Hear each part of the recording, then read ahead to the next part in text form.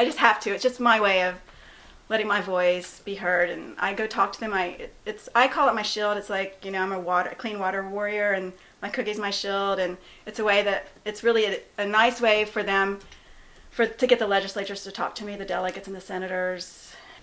I'm a physical therapist. I'm used to teaching people. I'm a yoga teacher. I'm used to being in front of people that way, but never about legislation. I'm sort of always just happy sitting in my home doing what I wanted to do with my life. And so it was different. It was definitely a different experience to think that I could help or make a change and talk to our government leaders. I do wear gloves too.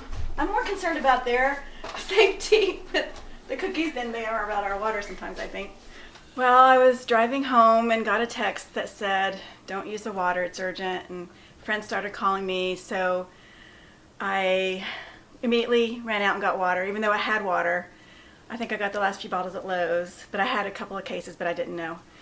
So I was pretty overwhelmed. I don't have any family here that's close, so it was an overwhelming feeling to feel like you were poisoned, maybe even before it happened. Some people call me the Cookie Lady, which makes me feel like I look really old, so I like the Cookie Lobbyist because so they were like, "You should do a Facebook page on that." So last week I started one, and then I'm like, "Oh, I better stop posting stuff." So because the cookie, it really has a life of its own when they're mentioning it at the table of the committee meetings, when the council comes and tells you those are in hot demand. So even if I don't get, it's not get everything we want, it at least is a connection. This is my water dress, and I wear it every time I go to the Capitol.